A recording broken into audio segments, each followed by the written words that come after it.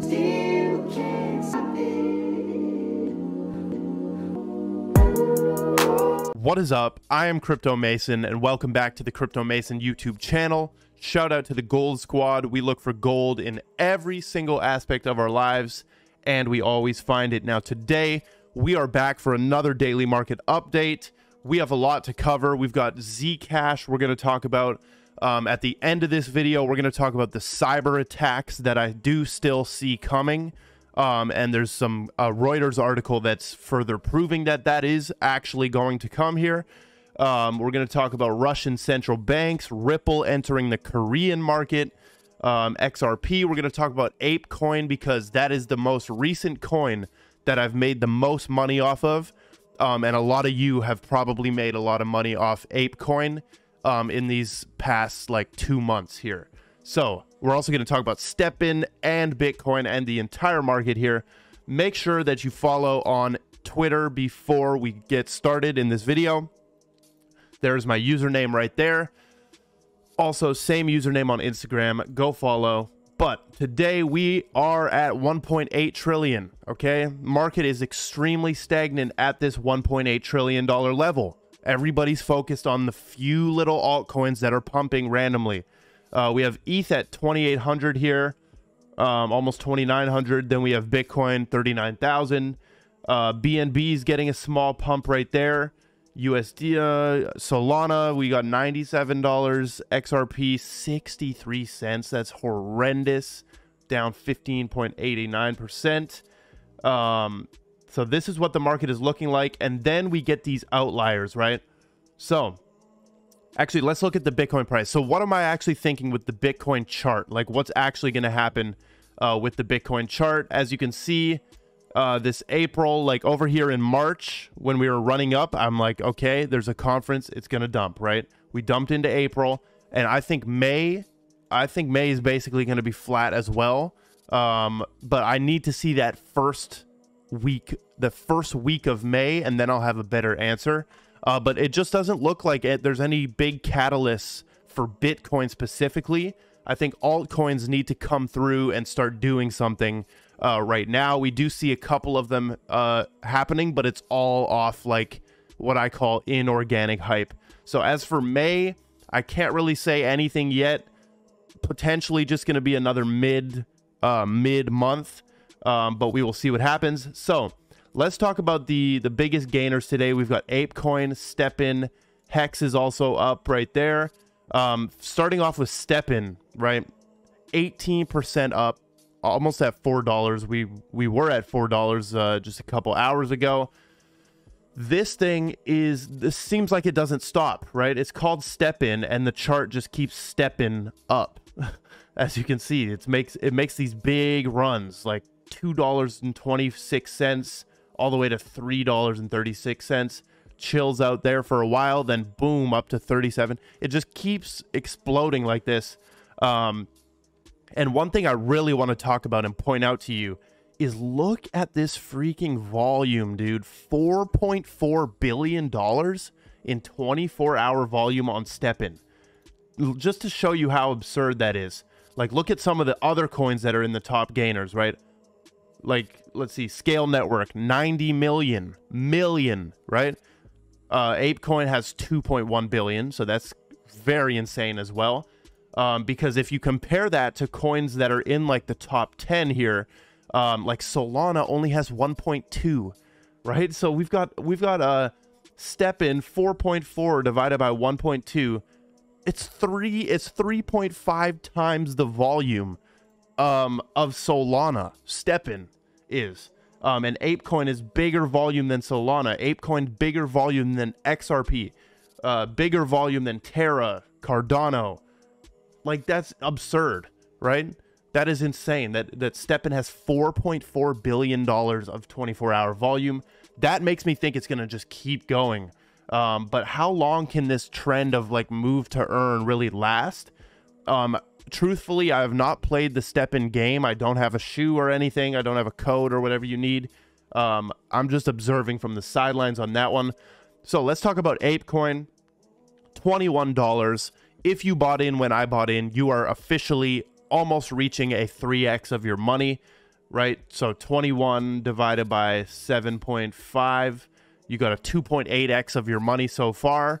If we go a little bit higher, you will be getting to that 3x mark. And man, I've told you guys what I'm doing. I'm waiting for Other Side Meta. This is the metaverse project coming out of Yuga Labs, created by Yuga Labs, obviously connected heavily with the Bored Ape Yacht Club. April 30th, 12 p.m. Eastern Standard Time, only on otherside.xyz. You can check if your address is whitelisted right here, if you're KYC approved. You can check right here. I'm not sure if it's open still, but I did tell all of you about this on my NFT channel, and this was just so big that you probably should have seen it. But if you didn't, hopefully you can still get your address approved.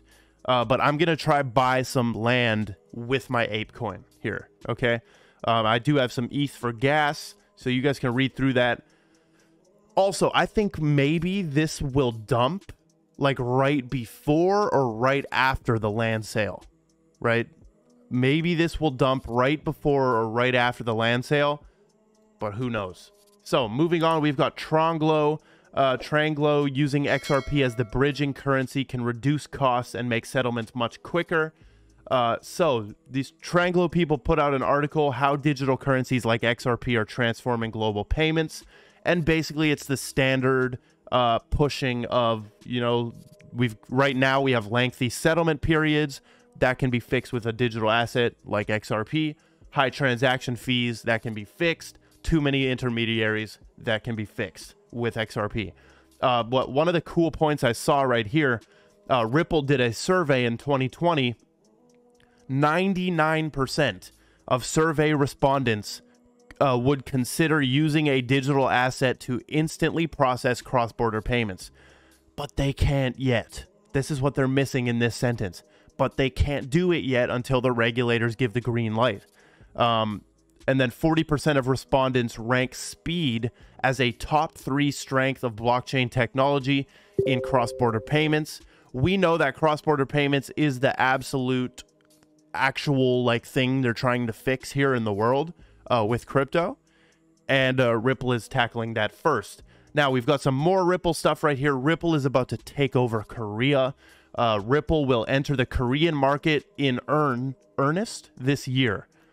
This, by the way, this is translated from Korean, I believe. Let me see. Hold on. Yeah, Korean. Yeah, it's translated from Korean. This is on like a Korean news site. But they were just at the Future of Blockchain and Digital Assets in Korea conference held on the morning of the 27th. He said the official plan. So the Asia Pacific policy, the head of Asia Pacific policy at Ripple, his name is Rahul Advani. He says that the official plan is to enter the Korean market within this year. Crazy, right? Ripple is very interested in the Korean market. I don't know if any of you guys have seen that clip of Brad Garlinghouse going to Korea, and they're all freaking out. Like, he's basically a celebrity in Korea. They love it over there. And I mean, this is going to be great. Like, them expanding hardcore into Korea. This Advani guy says, I think the lawsuit between the SEC and Ripple is not just affecting Ripple, but affecting the entire industry. So we've heard this all before, but one of the negatives here is there's no plan to launch the liquidity hub in Korea. Okay, so I think that liquidity hub is for the US. I think they're saving that for the US. The liquidity hub was a massive announcement. We covered that on the channel. So that's super interesting. They're trying to expand into Korea there. We also have Hbar Foundation tweeting out that the NFT community is a core pillar of Hedera to enable this space to expand. We are progressing grants with multiple infrastructure projects. That means marketplaces, wallets, and that type of stuff. That is who Hedera is giving the grants to.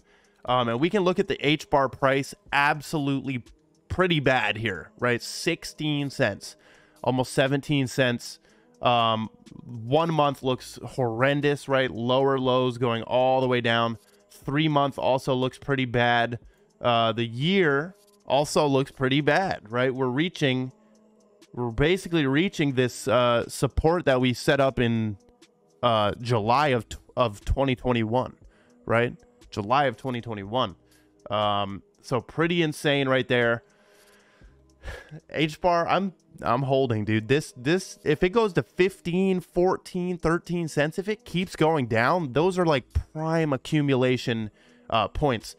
I know for sure that Hbar will be $1, right? No financial advice. It will be $1 one day.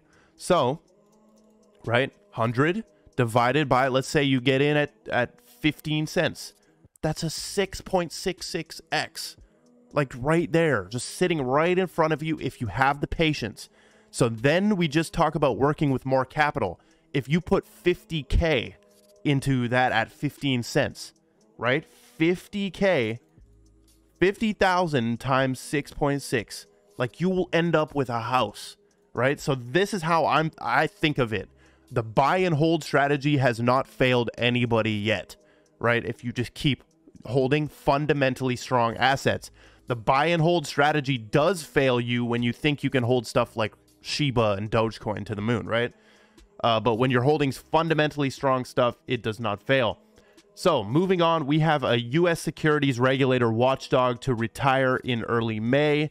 This guy's name is Carl Hoker, and he's been at the SEC since 2013. I wanted to put this in here to show you that they are shuffling more pieces around. Do you know how many SEC people have left in this past year, right? And they're taking out all the Trump-appointed people. This guy, he's not Trump-appointed. He's been in there since 2013. But all the rest that have left have been Trump-appointed. They were appointed by Trump.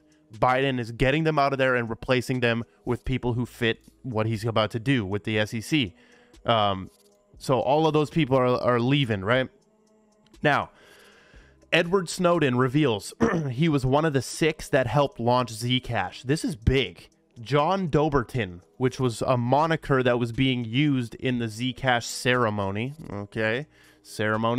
was Edward Snowden all along. So there's like a huge thing with their private keys here, but I don't care about any of that. Edward Snowden was involved in creating Zcash.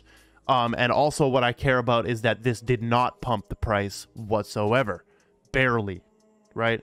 Zcash fell on the 26th of April from 167 all the way to 144, and then it was bouncing around down there, and this Zcash news this Edward Snowden stuff did not even pump the price one bit. Keep in mind, Zcash has the same supply as Bitcoin. It's only $146. I do have a stash of Zcash. Moving on, we have Russia's central bank in 2022. This is a timeline. In January, Russia's central bank proposes a ban on use and mining of crypto. February, they renew a push for a crypto ban. March, they agree to treat cryptos as currencies. April, they're allowing stock exchanges to trade crypto. So you can see how this arc works. They hate it at first, they sue it, they insult it, they ban it, but then eventually they just adopt it because they do not have any choice. Now, staying on the topic of central banks, the Bank of England is warning banks that they must speed up their recovery from outages, which disrupt service for customers to avoid undermining public confidence in the financial sector. Setting the stage for a central bank digital currency, the Bank of England has been rolling out new requirements on so-called operational resilience, which required banks to spell out by the end of last month how quickly they could recover from an outage. Now, if we go here, this is the Reuters article. Now, what is this saying right here? Banks now have until the end of March 2025 to prove that they can recover within these time periods. Okay. They have until March 2025? Is this serious, or is that a spelling mistake there? They have until 2025? So I think this whole cyber attack agenda is way longer in the future than we think. Like, I think it's a long time in the future, way longer than you think, right? A lot of people, even me, I've been convinced. Dude, there was a week last year where I was very convinced that a cyber attack was going to happen like that week. I was super convinced. Of course, what happens? Nothing. And life keeps going on. So the Bank of England is telling banks like, yo, you have until March 2025 to prove that you can recover fast from an outage. Isn't that insane? Like, this is all in front of you. We even had the 12 countries testing for a cyber attack, right? How fast they could defend against it and stuff. So if you want to enlighten yourself immediately on this topic, all you got to do is put in a 1 minute and 42 seconds and watch this World Economic Forum video. This will be linked in the description. So you guys know I link all my resources in the description that I'm using. So go to the description of this video and you'll see all the links right here. Look for the one that says We Forum, like World Economic Forum website, and you guys can watch this video. It'll blow your mind. This is what's coming. Okay, this is what's coming, and all of the news is just positioning this to come. So there we go. That is the daily market update. Make sure that you follow me on Twitter, Instagram, join the Telegram group. I love every single one of you that are watching right now, especially if you're watching to the end. And that is all we've got, and goodbye.